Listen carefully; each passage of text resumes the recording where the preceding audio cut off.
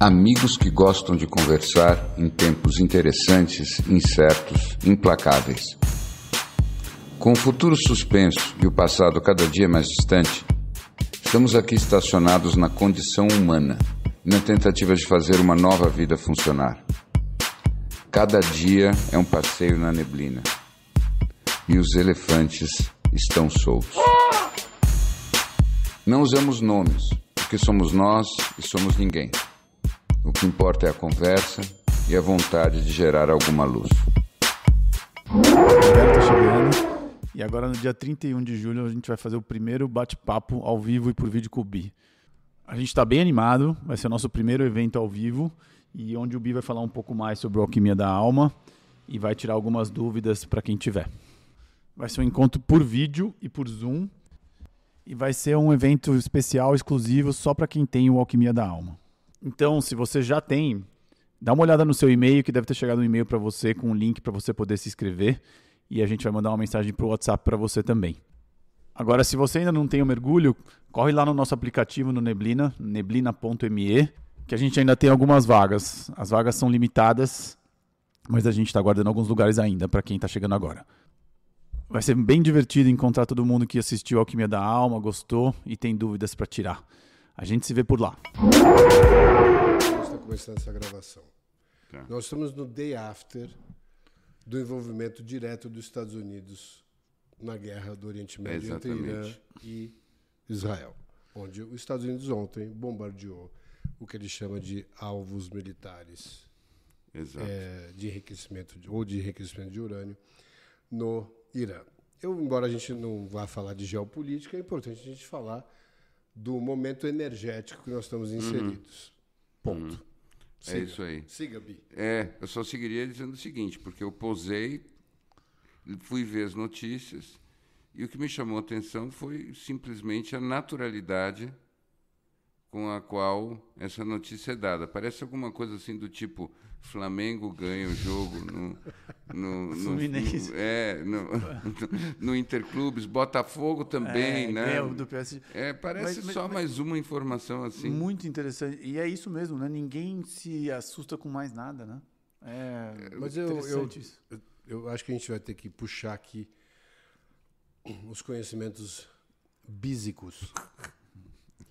Porque eu acho que tem uma coisa que eu estava pensando hoje, se talvez o nosso maior viés de confirmação seja esse o viés de confirmação de procurar ameaças existenciais em tudo, seja nas relações, seja e buscar justificativas para isso. Eu não estou nem fazendo um paralelo à guerra em si, mas talvez o seu amigo Ernest Becker, na negação, The Denial of Death, a negação da morte, é um livro que eu li há muito tempo, mas eu vou até voltar agora, porque eu acho que, no fundo, a gente tem uma questão mal resolvida com a morte.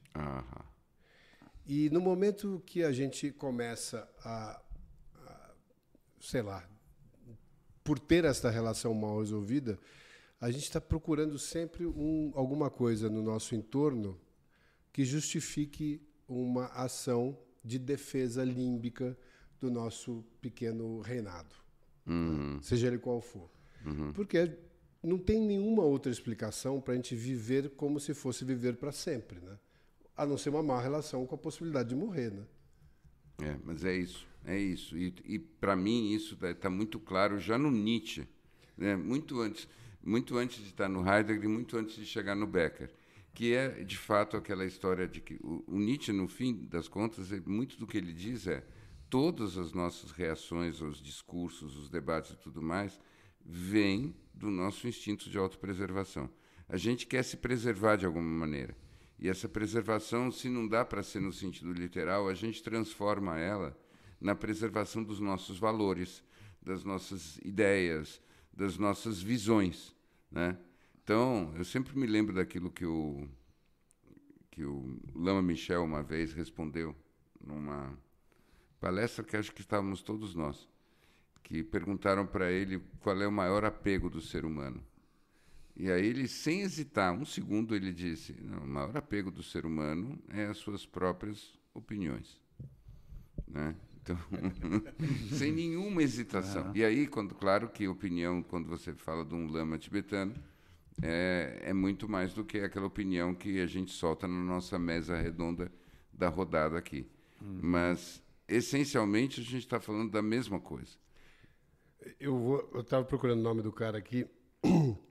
O Bernardo Kastrup postou acho que no feed dele uma entrevista com esse, que não é dele, é com a entrevistadora com esse Philip Cozzolino. Você já... Nunca ouvi falar. Ele é um pesquisador em mortalidade. Mas ele é o cara que tem mais database sobre experiências de quase morte e o que ele chama de memória de reencarnação. Que são aqueles casos de pessoas que têm visões claras de como tinha sido a vida passada, ou seja, que aquele glitch da memória não foi devidamente apagado. E eu achei interessante porque ele discorre muito sobre o tema justamente nesse prisma de que se é um negócio tão claro, pelo menos do ponto de vista dele, pela experiência dele, pela quantidade de dados que ele conseguiu acumular, que isso aqui é uma edição limitada, com a clareza de uma edição limitada e documentada, da onde vem essa negação da mortalidade. Elabora mais, eu estou gostando desse caminho que você foi. Porque a gente, em última instância, quando tem todas essas defesas das nossas opiniões, como você falou, que a gente vê o outro que pensa diferente como um inimigo, que eu preciso combater as ideias e tal, é quase como se eu estivesse num jogo infinito. E que se eu não conseguir aquele movimento de consolidação da minha posição ali, eu vou perder para sempre. Você sabe o que me... Tá, vamos inventar um termo? Não é destrinchar. Eu quero inventar alguma coisa.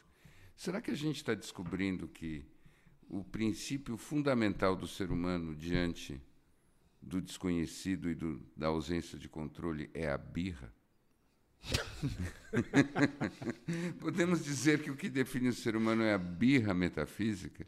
E aí, quando você vai percebendo todos os processos que apontam para a tua transitoriedade, por exemplo, você está mudando, você está ficando adulto na adolescência, então a infância está desaparecendo e você está tendo que deixar a infância para trás, e isso não é o que você quer. E depois, quando você já está adulto, mas você está envelhecendo, e aí você não quer envelhecer, então você não vai usar o aparelho de surdez, você não vai sentar na cadeira certa, você não vai fazer... Será que, no fundo, é isso? Diante da nossa transitoriedade e, portanto, mortalidade, o que a gente faz é, de birra, ficar defendendo a nossa posição? Que interessante vocês falarem isso. Eu acabei de ler um livro do Houellebecq, que chama Aniquilar.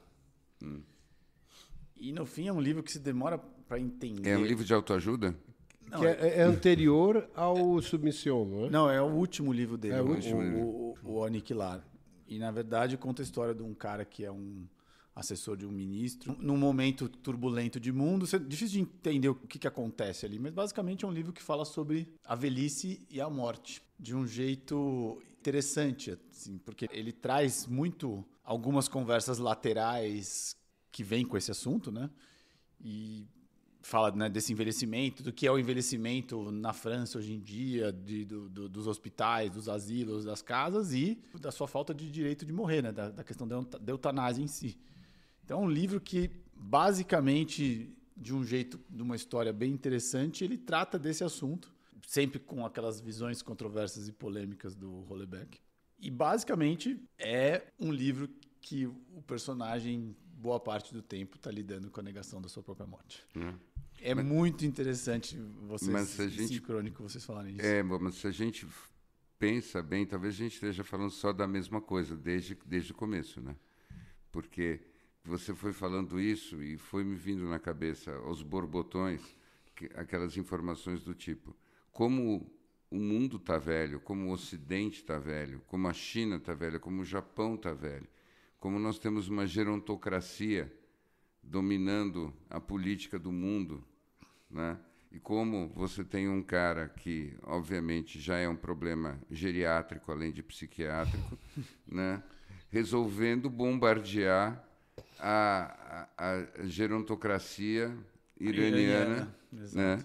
Então é o cara é o octogenário dizendo: eu posso mandar matar todo dia o meu adversário de 86 anos. Gerontocracia, né? É um cabem por si só. Não é meu, mas o termo existe. Eu achei muito bom. Mas é fantástico. E quando você para pensar, né, as populações envelhecendo e a birra começando a crescer, e realmente me parece que as coisas vão ter que assumir uma característica mais assustadora, e o curioso é que é um assustador que, ao mesmo tempo, parece um pouco irreal, né? Sim. É um pouco como se fosse aquele octogenário brigando com outro octogenário no meio da rua, dizendo assim: me segura, senão eu mato ele.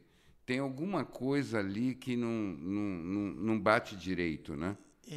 Eu acho que sim. E eu vou falar uma frase aqui que me veio quando você estava falando, Bi. Eu passei esse feriado agora, enfim, como todo mundo, falando e discutindo sobre coisas de inteligência artificial e vendo os últimos vídeos perfeitos que a inteligência artificial está fazendo, desde filmes de piadas até filme de... Tem coisas realmente muito divertidas e discutindo. Passei o feriado discutindo sobre o assunto. Daí hoje, quando acontece isso e eu vejo aquele discurso dele justificando, me parece tudo irreal. Então, acho que pela primeira vez, de fato, eu sinto que eu perdi o grip da realidade totalmente, assim, mesmo. Você sabe, nossa, nem quero pensar em todas as associações que estão me vindo, mas a que me veio primeiro, sabe qual que é? Uma associação bem exótica, mas eu acho que ela é bem pertinente. É um conto do Thomas Mann, que se chama Desilusão ou Decepção. Esse conto é o seguinte: é de um Thomas Mann, que parece como se fosse o narrador. Ele está na Piazza di San Marco, tomando um drink lá. Isso nós estamos por volta de 1907, 1908. Ou seja, quando você conseguia chegar na Piazza di San Marco e basicamente você tinha aqueles bares ali elegantes, mais pessoas elegantes ali, e os pombos, ainda não tinha o turismo. Então você pode imaginar o cenário. E chega um cara, senta ali na mesa pertinho e começa a bater papo com o Thomas Mann. E ele conta para o Thomas Mann o seguinte, que a vida dele era marcada por uma sensação muito peculiar, que era a sensação de que tudo acontecia para ele e ele se dizia: mas então é isso? Então ele beijou pela primeira vez uma mulher, e ele disse: tá, então essa é a sensação, mas então é isso. Aí depois aconteciam coisas. Uma vez ele quase morreu por causa de um assunto de um incêndio. Ele foi salvo no último segundo e ele teve a milímetros da morte, e naquele momento ele pensava: mas então é isso. Então tudo acontecia, ele ganhou dinheiro, ele perdeu dinheiro, mas então é isso. E ele procurava uma sensação de que a vida fosse real, e ele não tinha isso. Ele parecia que tudo que lhe acontecia... Estou fazendo uma tradução assim, vejam bem, eu li esse conto de verdade há mais de 40 anos, tá? Mas ele me marcou muito, então não dá para esquecer. E ele estava o tempo todo falando de como vinham os sentimentos específicos daquela sensação, daquela situação para ele, aquelas grandes situações da vida, e ele sentia, mas ao mesmo tempo é como se uma parte dele estivesse dizendo: mas é só isso. E que ele falava que para ele a vida tinha esse buraco, essa falha existencial, que era, não dava para ele se sentir inteiro em nada do que estava acontecendo. E ele disse para o Thomas Mann: e se o senhor quer saber, eu só não me mato porque na hora que eu fosse me matar, eu sabia que dentro de mim ia vir uma voz dizendo: Mas então é só isso. E aí ele diz, desejo-lhe uma boa tarde, alguma coisa assim, vai embora. Esse é o conto. Tem menos de 10 páginas, mas é claro que é escrito naquele alemão primoroso, blá, blá, blá. Eu li em inglês, não estou me fazendo de bacana, não. E, de qualquer modo, me vem muito a cena desse conto, porque essa é uma coisa bem pré-guerra. Né? Era assim, era o espírito da Europa antes da Grande Guerra. E eu vou dizer uma coisa aqui, que claro que a gente está só na nossa especulação coletiva, mas eu não sei se a gente não está vivendo essa irrealidade que é o que acontece coletivamente antes da gente acordar para alguma coisa muito mais brutal. Então, mas se a nossa repressão primordial é essa repressão da ideia de poder um dia morrer, é natural que exista um programa no subconsciente, né, que está se adequando a essa crença. E eu acho que a gente está num ponto, pelo menos a sensação que eu tenho desde do princípio da minha breve existência, de que a gente hoje enxerga vários frontes diferentes de ameaças existenciais, né? Seja a possibilidade de uma guerra devastadora, seja uma mudança climática, seja uma pandemia, uma praga, seja o que for, a inteligência artificial, enfim. Tem uma série de... E eu não sei se a gente, no micro e no macro, não acaba agindo como se a gente tivesse que se defender de todas essas coisas em todos os campos que a gente está inserido. Em qualquer dos nossos encontros, que justificaria um pouco disso quase virar uma profecia autorrealizável. Porque se eu realmente acredito que existe uma ameaça, eu tenho tenho o dever de acionar o meu cérebro reptiliano, né? Portanto, eu tenho que me defender minha posição, e eu começo a ter confrontos e conflitos que são praticamente injustificáveis se você olhasse dando um passo para trás. Ou seja, não tem sentido você imaginar que você queira acelerar alguma coisa que não precisasse daquela velocidade naquele momento. A menos que você tivesse a impressão de que aquela é a única possibilidade que você tem. Vocês certamente não assistiram, mas tem uma série na Prime que vem de um joguinho, né, chamado Fallout. Bom, e é uma série que tem uma característica interessantíssima. A história se passa ali beirando os anos 70, quando está no ápice da Guerra Fria, e existe uma empresa que monopoliza a construção de bunkers. Que interessante. E é uma empresa que tem, vamos dizer, hoje o que seria a importância dessas empresas de tecnologia, Google, Facebook. Isso é real? Não, isso é uma história. Mas aí o que acontece é o seguinte: em determinado momento, começa-se os ataques nucleares, né? E até a cena inicial, não estou fazendo spoiler nenhum, porque essa é a cena que abre o primeiro capítulo. Eu assisti porque as minhas filhas me indicaram como necessário, e eu fui ver. Mas tem um monte de peculiaridades bem interessantes. Mas essa cena começa essa guerra nuclear, tem um foguete e tal, e todo mundo, teoricamente, vai correr para um bunker. Mas a história é por que a guerra começa. E ela começa pelos próprios americanos, que dizem o seguinte: se a guerra é inevitável, é melhor que a gente comece. Aquele princípio. Isso, mas existia uma ameaça iminente de que a guerra ia acontecer? Não, existia uma guerra fria, e como a gente quer se consolidar, né, nos bunkers, e é um business isso aqui, e inevitavelmente isso vai acontecer em algum momento, então é bom que aconteça agora. Eu não sei se a gente não tem nesse lugar reptiliano esse negócio de, cara, se esse jogo não está fazendo sentido, vamos virar esse jogo todo de uma vez, vamos começar essa briga logo, porque não tem muito... Se você trouxer nenhuma dessas frentes, na velocidade que a gente está indo, fazem sentido sob o ponto de vista da sobrevivência. Sim. Elas fazem pouquíssimo sentido se fossem decisões estratégicas. Eu vou fazer um negócio que é a inteligência artificial que não tem absolutamente nenhum controle, ou seja, estou criando um tigrinho dentro da minha sala, que eu não sei se ele vai me comer um dia. Eu vou soltar uma bomba ali, por mais que eu tenha uma justificativa, porque preventivamente eu acho que faz sentido começar um conflito que eu não sei onde vai terminar, porque tem outros interesses envolvidos. Faz sentido eu brincar com um germe de laboratório sem saber se eu vou conseguir fazer um ataque biológico direcionado ou se ele vai matar metade do mundo. Então, essas coisas que eu fico pensando se não fazem parte dessa primeira supressão dessa ideia da morte mal resolvida. É bem interessante isso, porque você até falou de novo de inteligência artificial, e o que me vem o tempo todo é aquele artigo do David Brooks, onde ele define o que é estupidez.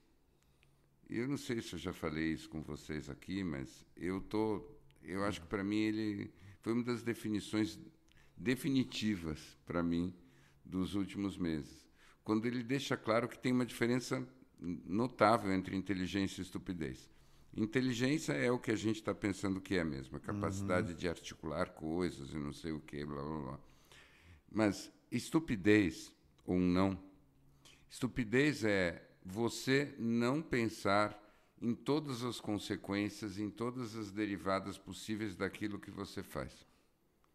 O estúpido é aquele que diz, vamos fazer isso e pronto, e aí acabou. Essa é a atitude da estupidez. Você não é realmente consequente. Você não pensa tão além. E o que você está dizendo, Gol, para mim tem muito a ver com esse fator. Nós, provavelmente, até por causa daquilo que você está levantando, nós estamos ficando coletivamente muito estúpidos. Tá? Então, nós estamos vivendo a verdadeira pandemia da estupidez, em todos os níveis. E aí a gente junta com esse nosso apego às nossas posturas, posições, e não sei mais o quê, e todo mundo está querendo se afirmar e dizendo, daqui eu não vou passar, e vai ser assim, e se necessário for, a gente faz isso, faz aquilo, bombardeia mesmo, então se vai ter guerra, então é melhor a gente começar e tal. E realmente, até o cálculo, o algoritmo que leva a essa conclusão pode ser muito sofisticado, mas só vai até a primeira ou segunda derivada, e depois para. Ou seja, ninguém mais está pensando como se esse filme tivesse que continuar da melhor maneira possível indefinidamente. Está todo mundo pensando, está um clima de fim de temporada absurdo. Posso fazer um contraponto a mim mesmo? Por favor. É dos melhores, bem assim. Porque a outra possibilidade seria se realmente existe vamos falar de metafísica aqui, existe uma consciência que experimenta tudo através de nós, né? Nós somos tentáculos dessa consciência e, portanto, cada um dos nossos avatares, com as características que tem uma importância única para experimentar daquele jeito específico. Se a gente tivesse não viesse com esse modo de sobrevivência como principal norte para nossas alvoradas, e a gente, obviamente, chegasse num lugar de consciência mais alta e virasse um kumbaya generalizado, o propósito dessa experiência provavelmente não chegaria ao seu propósito desse experimento. Não se realizaria da forma como ele foi originalmente concebido. Ou seja, a gente precisa, que vai um pouco naquela história do David Hoffman, que ele diz que quando ele simulou, o Donald Hoffman, exato. Donald Hoffman é o caso contra a realidade, que ele faz aquela simulação do modelo de sobrevivência e diz que não é possível que possa ter coexistido as duas coisas, que eram a teoria da evolução do Darwin e a nossa sobrevivência como ela aconteceu, né? Se a gente tivesse, de alguma forma, conseguisse enxergar a realidade como ela realmente é. Então, será que este modelo não funciona desse jeito porque ele só pode funcionar desse jeito? E o normal é a gente levar isso sempre num limite e aí começar o jogo de novo? Então, sempre a gente vai incorrer em conflito, porque a gente sempre vai se enxergar ameaçado, porque a nossa sobrevivência é primordial em relação a todos os outros elementos, e a gente tem que sempre chegar num conflito para começar de novo. E esse é o jogo. Olha, eu tenho a impressão de que a gente tinha que chamar o arquiteto do Matrix aqui para essa conversa. Você lembrou dele quando estava falando? Lembrou, né?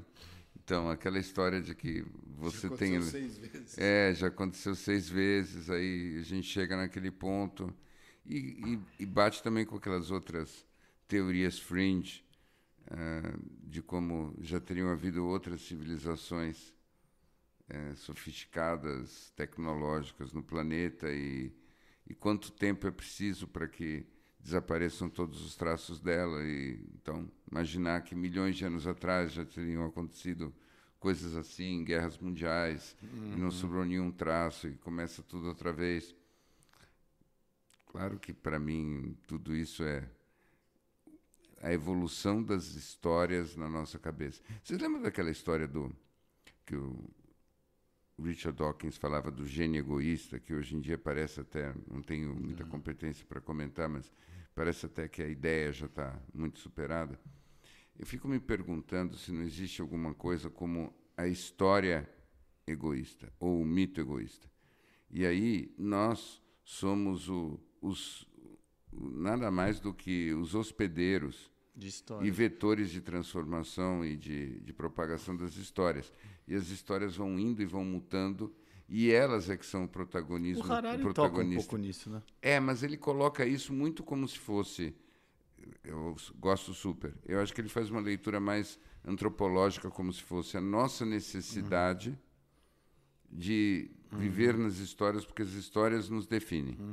E eu já estou quase pensando que o contrário, como se as histórias é que são os verdadeiros protagonistas e elas usam a gente. Olha, muito interessante você falar isso, porque eu estava recentemente, sabe, que fui fazer uma incursão para visitar a minha mãe, que está velhinha, que mora fora do Brasil e que tem uma rotina hoje, infelizmente, de assistir ininterruptamente a Globo Internacional, sentada na sua poltroninha.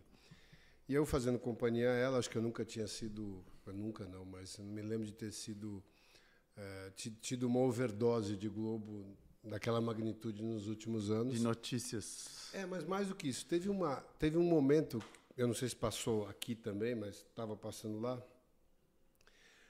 um programa interessante chamado A Sinfonia das Novelas. Que a Globo fez com uma orquestra e alguns cantores, eles foram pegando os temas principais das novelas, desde Irmãos Coragem, lá atrás, até os dias de hoje, e fazendo uma viagem no tempo. Como né? é sinfônico? Sinfônico e com alguns cantores também. E aí mostrando cenas dessas novelas. E eu tive quase que uma experiência metafísica ali, porque você vê os mesmos atores fazendo novelas diferentes, e a impressão que dá é o seguinte: cada novela é uma encarnação. E que cada um faz um papel muito específico ali, depois eles trocam e vão fazer outros papéis. Gênio. Então, naquele momento, eu falei, cara, eu estou aqui encarnado com esses personagens que são únicos, eles só vão estar aqui nessa versão. Na próxima são outros, vão ter trocado, eu vou ser o pai do outro, tal, não sei o quê. E me veio aquele negócio assim, tem uma coisa de aproveitar este modelo, do jeito que ele está, com todas as idiosincrasias e todos os defeitos, seja o que for, porque ele é único. E é a única oportunidade que você vai ter de viver exatamente com esses personagens, esse tema, esse enredo, nesse momento. Isso é muito rico. E com essa trilha. Espetacular. Maravilhoso. E o problema é quando o diretor resolve pegar no teu pé. Né? E outra coisa, não adianta você ficar puto com o Odete Roitman. Pode ser que o Odete Roitman hoje chame-se Donald Trump. E o mais interessante é que agora tem uma nova encarnação do Odete Roitman, que é de novo, né? O problema é quando você tem até a reencarnação da reencarnação. Da reencarnação.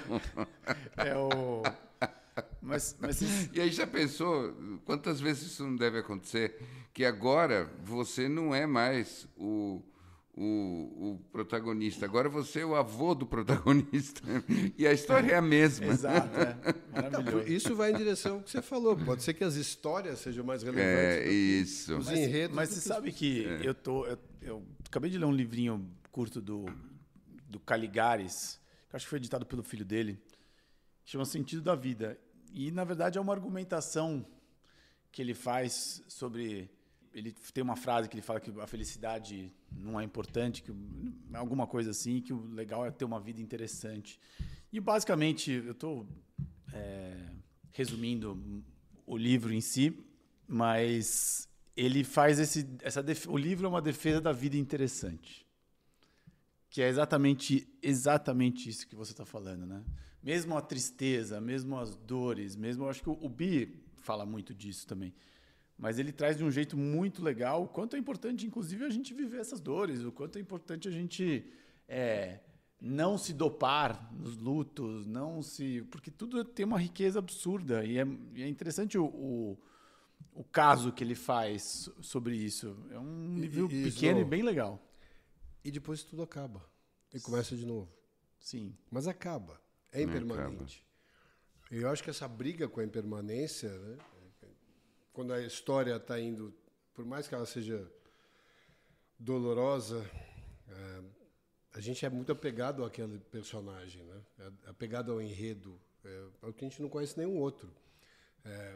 Esse professor dessa entrevista, ele fala muito dessa sensação de você conhecer o todo e você enfrentar o nada, né? Porque você não conhece absolutamente nada do outro lado.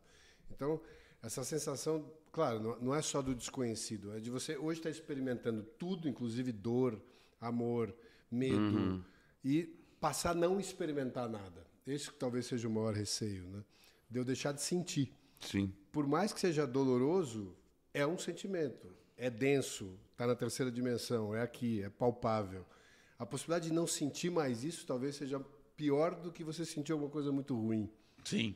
Eu acho. Não sentir nada é a pior coisa. Tem uma grande pílula elefantina que o Bi fala que é muito melhor sofrer do que não sentir nada.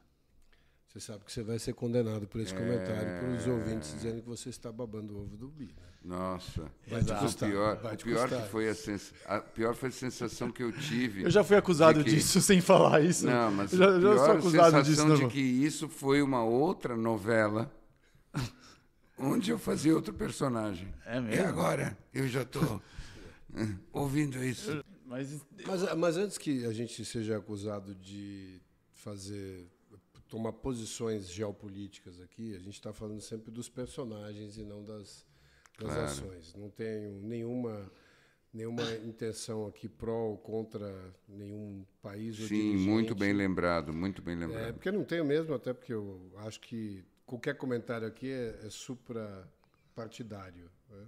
Mas eu acho interessante ver...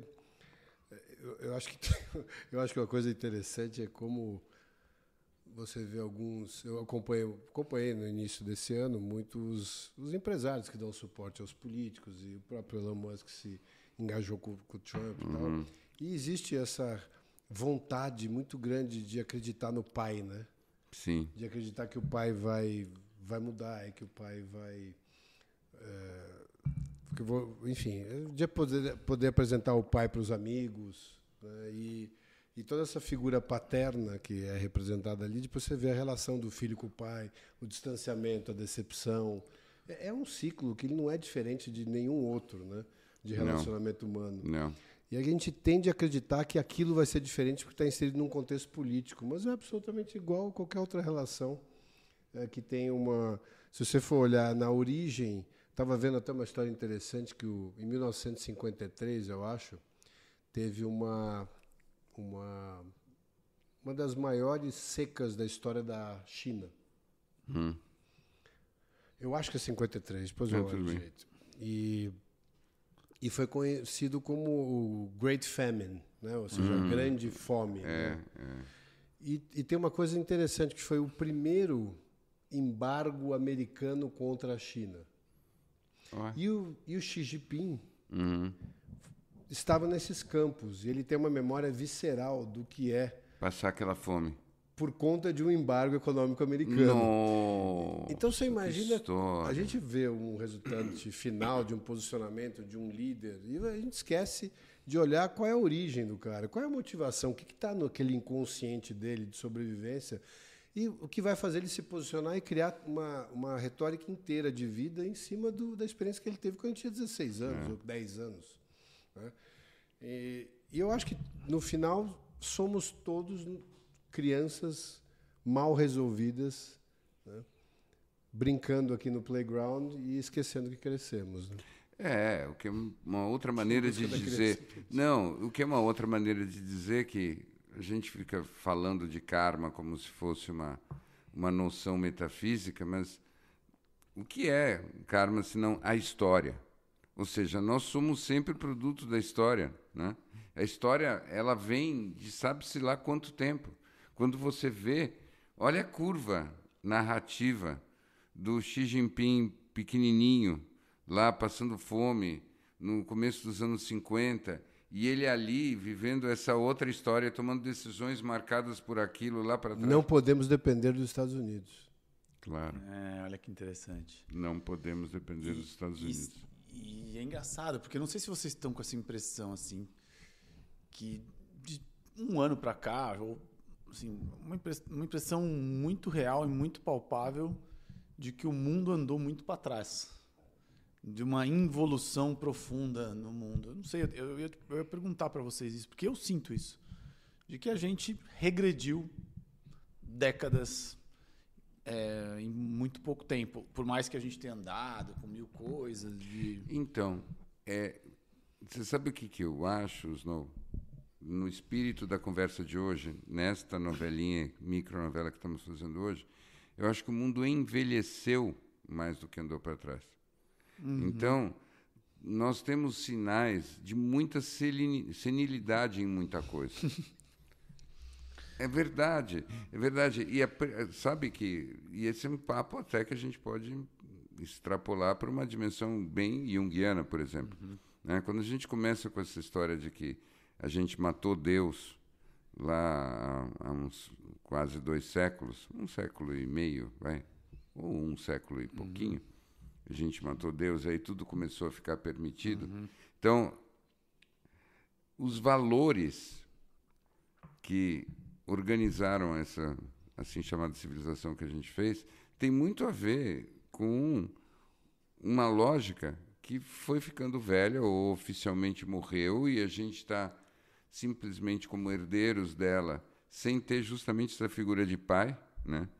Esse pai que estava vivo.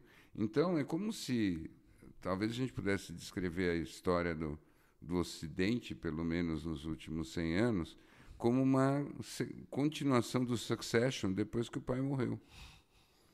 Então, sim, somos todos herdeiros daquele pai que é o deu tanto, né, que deu tanto, mas também ao mesmo tempo reprimia tanto e castrava tanto. E agora nós somos herdeiros de tudo aquilo que foi construído lá atrás. E nós mesmos, por nossa vez, nós já somos herdeiros velhos. Sim. E toda a narrativa que está por trás está muito antiga. Eu volto sempre a esse tema. Quando você conversa com os jovens hoje, eles não têm projeto de futuro. Né? Então, se a juventude humana não tem projeto de futuro, significa o quê? Que, de novo, a gerontocracia, que os velhos venceram, que os próprios seres humanos de 20 anos, na verdade, estão com uma cabeça de velho. Sim. Né? Junta-se e isso. O resultado disso é que o que acontece quando você começa a viver assim? Quando você não tem mais um desenho de futuro, você não tem mais como sustentar direito a narrativa da evolução, certo? E aí o que acontece? Até muda tom de voz, porque minha energia mudou com o que me veio na cabeça. O que a gente está fazendo? A gente tirou de nós essa narrativa de evolução, mas a gente levou para uma outra instância. Agora, quem evolui, quem progride, quem vai ter um futuro maravilhoso, é a inteligência artificial. Nosso filhinho. Então, na esfera humana, a gente não fala de nada de bom em termos de futuro.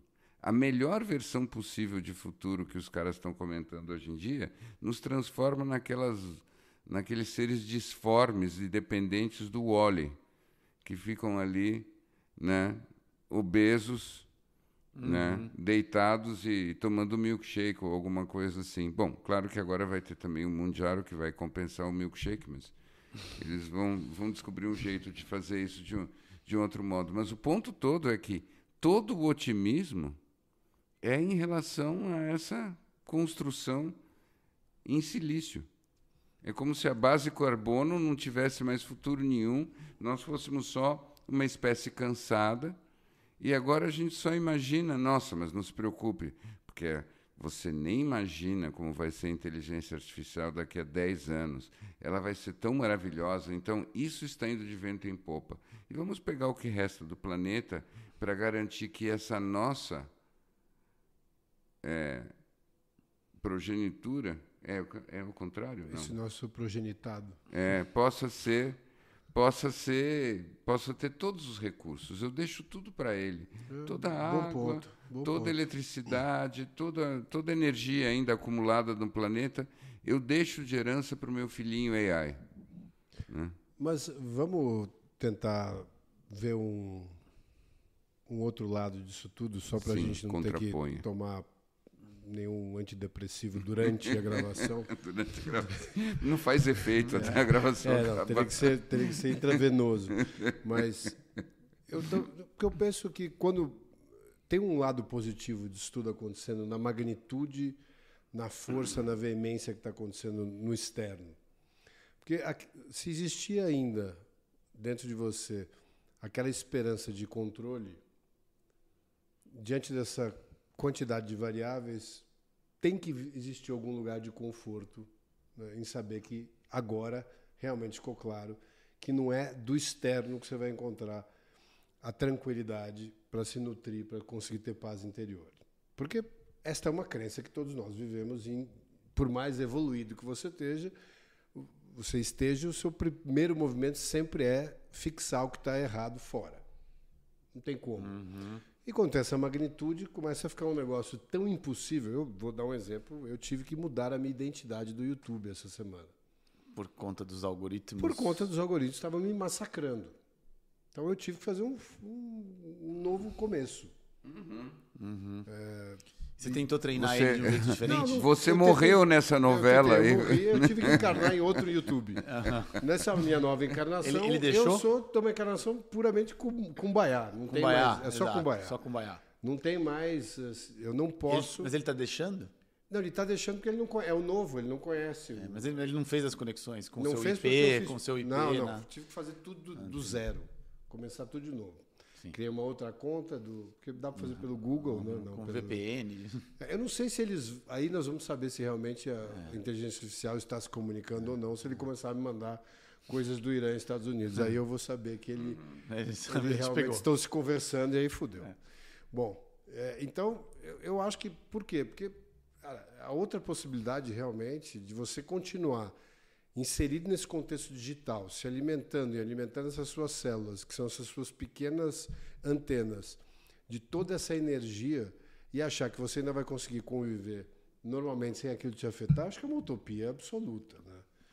Né? Então, conhecer os seus limites e criar novos limites para situações novas, para que você possa realmente ter uma possibilidade de olhar para dentro sem ser totalmente influenciado pelo externo, é uma questão, essa sim, de sobrevivência de saúde mental. Sim. Como você está com a sua vida espiritual? Ela está em dia? Que pergunta! O que eu te fiz para você me fazer essa pergunta? Não, sabe por quê? Porque eu tô te ouvindo você falar tudo isso. Sua vida espiritual. Não, escuta, você vai botar isso de título das conversas. A sua vida espiritual está em dia. Não, mais do que isso. Ele pegou um cara que acabou de confessar que está em reabilitação e pergunta pro cara, e aí, tá sentindo falta da droga? Não, escuta, foi genuíno, não foi retórico. Teve muita maldade no que você fez. Não. Senhoras e senhores, o Snow vai lançar um novo aplicativo. Né? Cara, não só vai já me dá trabalho suficiente. Vai se chamar Holy Capivara. Para você poder levantar a capivara espiritual de cada um. Serasa espiritual. Vejo aqui. O carnê do baú da espiritualidade. Você está em dia com as suas mensalidades? O fato é... Vejo aqui que a sua meditação... Que eu percebi que estava tão complexo, realmente. Todas essas observações... Eu tive a oportunidade de encontrar com o meu amigo Gabriel. Nosso querido Gabriel. Querido Gabriel, e tivemos um almoço longo de quase 4 horas lá na América do Norte, Estados Unidos, nessa visita que fazia a mamãe. E a gente estava justamente falando dessas armadilhas todas disponíveis o tempo todo e como a gente tem que criar um protocolo.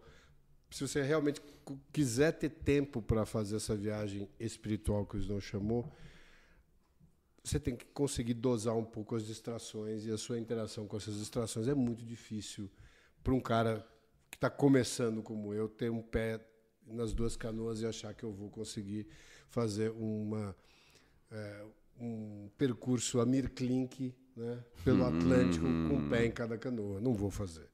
Vou provavelmente cair, rasgar a perna e cair no meio. O espacate vai fazer molhar a bunda.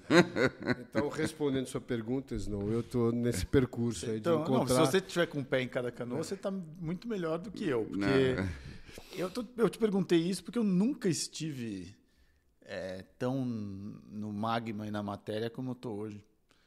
E eu não estou conseguindo sair. É porque eu acho que não tem como...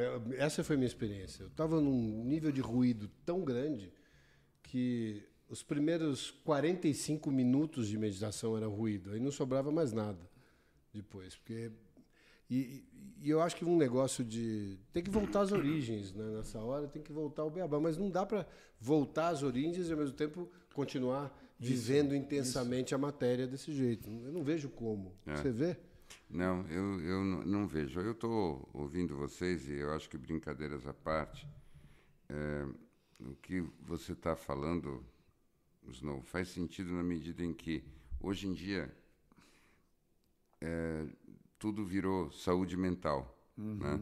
Mas também, tirando as possíveis críticas aos eventuais excessos e tudo mais, uma coisa que eu estava me dando conta esses dias é o quanto é maravilhoso que os jovens, hoje em dia, estejam com essa ideia na cabeça. Eu tive com as minhas sobrinhas essa semana e eu vi a menina lá de 20 e poucos anos virando e dizendo para uma adulta que ela estava conhecendo um pouco mais de intimidade agora: e como vai a sua saúde mental? Era bem na direção do que você está dizendo, né, da espiritualidade em dia. Quando você vence a estranheza inicial, você se dá conta de como isso é um progresso mesmo. Porque durante tempos imemoriais, né, a gente vivia completamente louco, travado, neurotizado, patológico. Isso seria uma pergunta passiva-agressiva, né? Isso. A gente nem tinha... Não é? Nem tinha essa noção. E ela estava falando da inocência mesmo, como quem diz assim: você faz exercício, você faz isso, faz aquilo. E o que me parece, né? Eu estava ouvindo vocês e me dando conta de quando é que foi que aconteceu a transição para mim da preocupação só ou essencialmente com a psicologia para esse acréscimo que envolve também a dimensão espiritual. E aconteceu mais ou menos na mesma época que a internet veio com tudo. E para mim essas duas coisas não são separadas. Eu tenho a impressão que o mundo ficou de uma tal maneira que não dá mais para você fazer uma distinção exata entre o que é psicologia e o que é espiritualidade. É tudo um contínuo. Tá? A psicologia, ela estava sempre nascendo naquela pressuposição de que existia uma saúde e que você podia fazer uma distinção entre o que era o patológico, o doentio, e o saudável. Agora, como vários caras explicaram muito bem, aquela definição de saudável depende de uma cultura que esteja funcionante, que esteja ali com critérios que você mais ou menos chega num acordo a respeito dela. Ou seja, dá para você fazer um projeto de psicologia enquanto você tem como coletivo um projeto de futuro. Quando o projeto de futuro se perde, porque a cultura ficou velha, porque a cultura enlouqueceu, porque a cultura não funciona mais, você não consegue simplesmente ficar no psicológico. O espiritual se torna uma necessidade. Em que sentido? Espiritual é você saber que o mundo não vai te dar as respostas. E que, portanto, você vai ter que se virar o melhor que for possível para você nesse caminho de estar bem, estar em equilíbrio, sem que você consiga colocar isso num discurso estático, racional, lógico, demonstrável, que você possa chegar e apalpar. Então, tem um sentimento sutil, tem um lugar dentro de você que não pode ser colocado em palavras, mas que quando você está lá, você sabe que você está na sua melhor versão. Tá? Ele não depende daquilo que você acredita, ele não depende daquilo que você está pensando. Então, é muito fácil você sair dele. Agora, não existe na minha cabeça nada de mais valor do que você encontrar esse lugar, nem que seja por um instante, e depois tentar o máximo possível gravitar bem perto dele. E isso, para mim, é aquilo que se chama estar com a espiritualidade mais ou menos em dia. Agora, como é que você gravita para esse lugar e fica ali em volta daquele lugar o máximo possível de tempo dentro dele? Você tem que passar a sua vida fazendo uma avaliação do que te tira completamente desse teu centro. O que te devolve para o teu centro. E, repito, não tem nada a ver com as tuas crenças. Tá? Porque esse é o grande problema do nosso tempo, eu acho. A gente confunde o nosso conjunto de opiniões e crenças com o nosso centro. E as nossas crenças, elas não trazem o nosso centro. Elas são só uma estrutura, como se fosse um andaime, e não tem nada no meio. Tá? Nosso centro não é alguma coisa articulada. Nosso centro é um jeito de sentir. Todos nós já sentimos isso. Eu queria... Você acha que a gente tem noção, ou uma remota noção, de quão manipulados nós somos nas nossas decisões? Não. Nenhuma noção. Nenhuma noção. Nenhuma noção. É um escândalo. Eu estava vendo duas coisas que me chamaram a atenção. Eu estava lendo o livro da Annie Leibovitz, que chama Fenômeno. Tem até uma entrevista dela com o Joe Rogan, mas é sobre um outro livro. Esse livro dela é um livro que conta a história de como a CIA investiu naquele MK Ultra, que é o programa deles de controle mental e controle a partir de psicodélicos, né? E como foi... E é impressionante... Charlie Manson e para baixo. Não, é impressionante o que foi investido logo no início dos anos 50 em tentar encontrar no México os cogumelos mágicos que eram a antena para o invisível e com a ideia de usar aquilo para visão remoto, para achar onde estavam os silos. Eu não vi nada disso. É um investimento de tal magnitude que começou, para você ter uma ideia, no pós-Segunda Guerra. E você imagina, aquilo nunca parou, né? Onde estaria hoje? Né? E a gente não tem a mínima ideia de até onde isso chegou. E aí eu assisti também, você deve ter visto, Snow, uma conversa interessante. Já teve uma conversa daquele Oz Perlman, que é um mentalista. Teve com o Rich Roll há um tempo atrás, ele fez uma com o Joe Rogan recente. Eu não vi. E é um negócio, ali você vê claramente que ele começa a conversa com um envelope lacrado e entrega para o Joe Rogan e fala: você vai guardar isso aqui e nós vamos abrir no final do programa. E no final do programa, claro, não preciso dizer para ninguém que você não pode ir no final da conversa ali para ver que ele consegue dizer o que o Joe Rogan vai responder em 3 perguntas que ele vai fazer. E não são perguntas elementares. Para mostrar, ele diz para o Joe Rogan o seguinte: você não tem ideia o quanto você não toma decisão nenhuma. O percentual da decisão que você está tomando é uma enfim, é decimal. E eu que te conheço há, sei lá, 1h30, se eu tenho a capacidade de fazer você responder o que eu quero que você responda, imagine quem está dedicado só a isso. Como é o nome desse cara? Oz Perlman. E é assustador. Ele é um mentalista, né? Eu não sei o que significa mentalista, né? Não sei. Mentalista é o cara que faz o Inception, é o cara que planta em você uma ideia. É o cara que influencia a partir do conhecimento da mente. Pra você ter uma ideia, ele logo no início, ele já acerta, sem conhecer o Joe Rogan, a senha de 4 dígitos do banco dele. E ele fala, não tem absolutamente nenhuma paranormalidade nisso. Se eu pudesse mostrar para você qual é a minha sequência de raciocínio, eu digo como é que eu cheguei nisso. Analisando teu comportamento. Então, a gente acho que é alvo muito fácil para isso.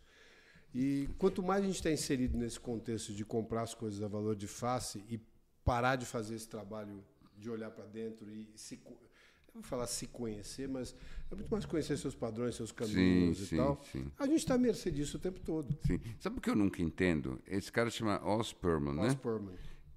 E ele é mais livre do que o Joe Rogan ou ele também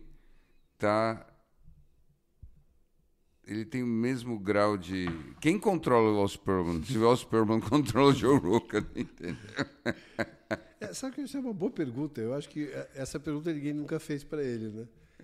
Como é que você se protege disso? Mas é um cara mas que... é isso, mas é por isso... Isso tem muito a ver Você sabe que uma coisa que ele fala é o seguinte: todo mentalista começa como mágico. E a base da mágica é fazer a ação e o olho estarem em lugares diferentes. Né? Como ele diz assim, tirar o olho do prêmio. Né? Então, o mentalista ele leva isso para uma outra magnitude. Mas Entendi. Basicamente, fundamentalmente... Que nem a carta do mago. No Alquimia da Alma. Mas escute, você sabe que essa pergunta ela é muito sincera, porque, na verdade, eu vivo sempre tendo que me dizer assim, ok, eu sei um pouco mais de psicologia, mas isso me deixa um pouco mais livre ou não? Então, vamos levantar aqui uma possibilidade. Esse cara, a gente estava falando de uma encarnação, ou seja, de uma edição. E talvez esse lugar do mentalista seja o cara que tem uma obstinação em entender como é que funciona o jogo da encarnação. Talvez, não sei. Ou como é que é o jogo do funcionamento da psique humana num aspecto prático, talvez menos acadêmico, e como é que é aquilo no... E na medida que o cara entende como funciona o jogo, ele brinca com o jogo. Isso eu acho que, de um lado, tem graça, mas é como se você conseguisse...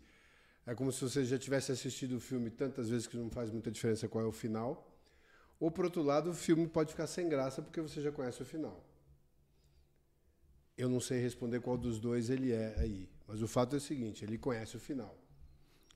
Mas é interessante você... É igual o cara do Thomas Mann. Mas aí talvez a resposta seja no começo de todas as histórias.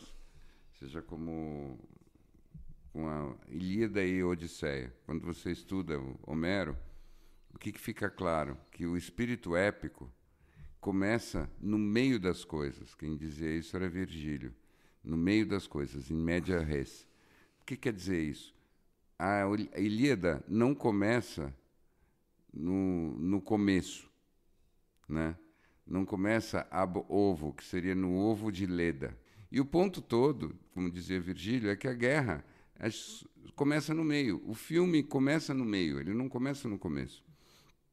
E ele não acaba realmente. Sempre tem um depois. A gente está sempre nesse meio. E talvez a disciplina que a gente precisa ter seja a disciplina de perceber que, sejam os princípios, sejam os fins, eles estão fora do nosso alcance. A gente está condenado ao meio. tudo é sempre a continuação de uma história que vem lá de trás e você já esqueceu exatamente como é que ela funciona. E tudo vai dar em algum lugar que ou você já conhece ou não importa, porque você não vai ver. Então, talvez o único caminho seja aquilo que o Hugo estava dizendo, que é, conhecendo o máximo possível como essa trama funciona, se divertir, criar, brincar em cima dela, ou tendo o máximo de elegância possível.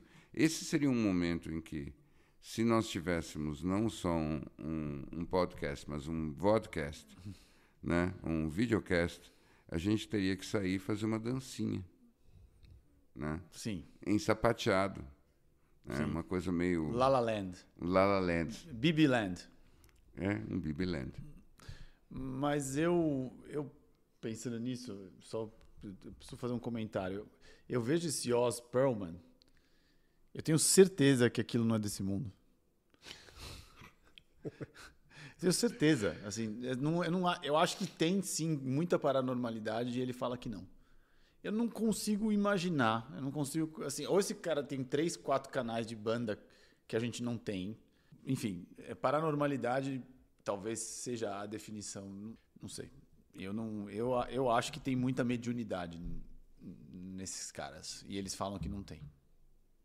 Para não rechaçar a audiência. Eu também pensei nisso já várias vezes. Tem um filme que chama-se Focus, que é do Will Smith, né? Com a Margot Robbie. Que fundamentalmente tem uma cena muito interessante que se passa numa final de futebol americano, onde ele vai apostando com um chinês, não sei se você lembra disso. Não. E ela não sabe o que está acontecendo e é totalmente em cima da ideia de como é que durante uma semana antes daquela aposta ele vai construindo essa ideia de que o cara acha que vai tomar uma decisão.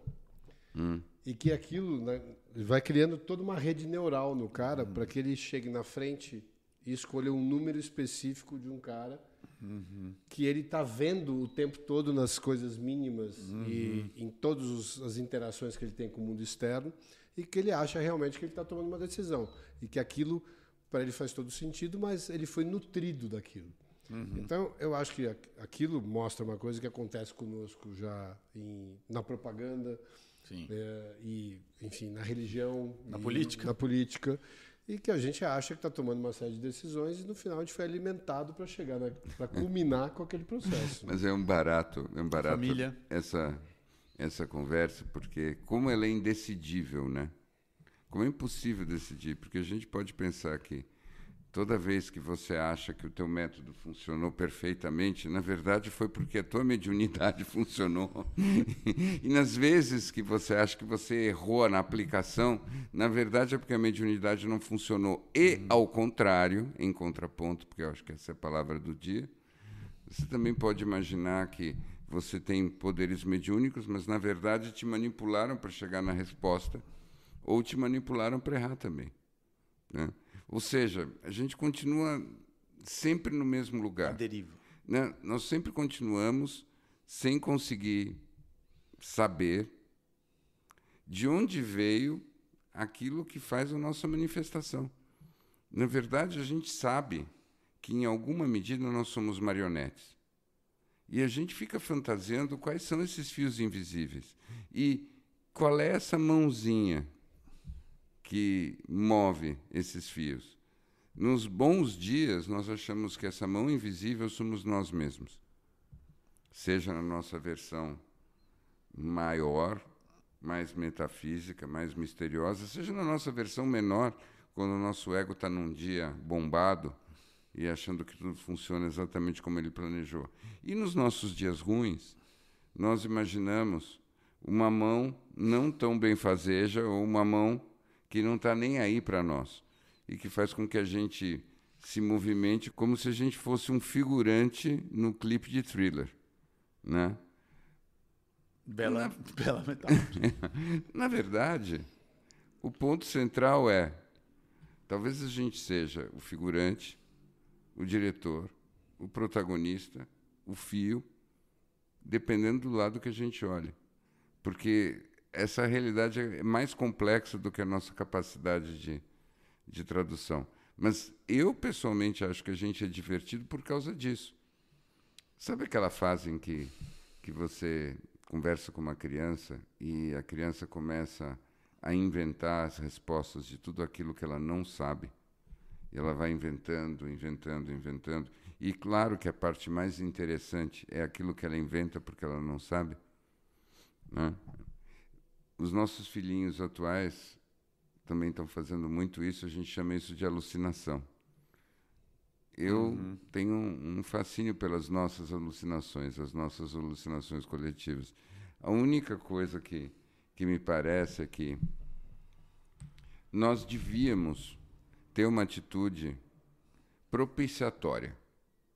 Isso que eu acho que é o ponto central para mim, tá? Diante de toda essa nuvem do não saber, diante dessa dificuldade de saber o que são esses fios invisíveis, nós deveríamos, todos os dias, ter uma atitude de nos voltarmos para esse invisível e criar um ritual de agradecimento, talvez até de oração, talvez de conexão. Não porque isso vai garantir algum resultado concreto. Comparado com o quê?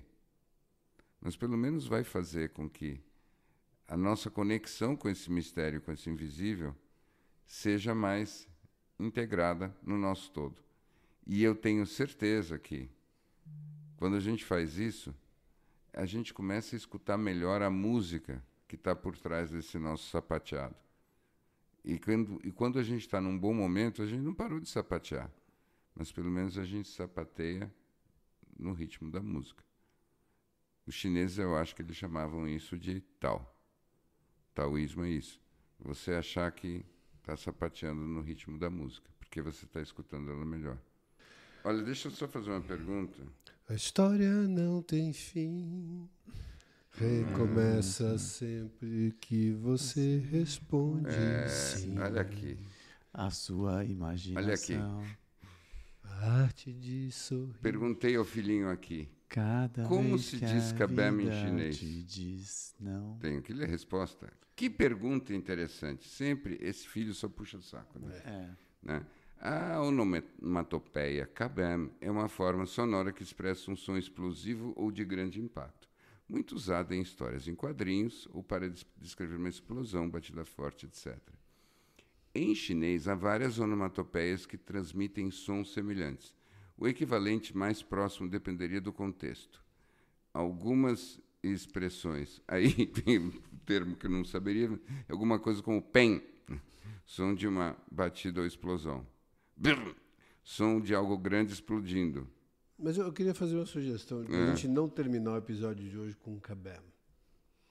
Tá bom. Para que a gente não faça apologia nenhuma, nenhum tipo de bomba. Acho que você tem razão.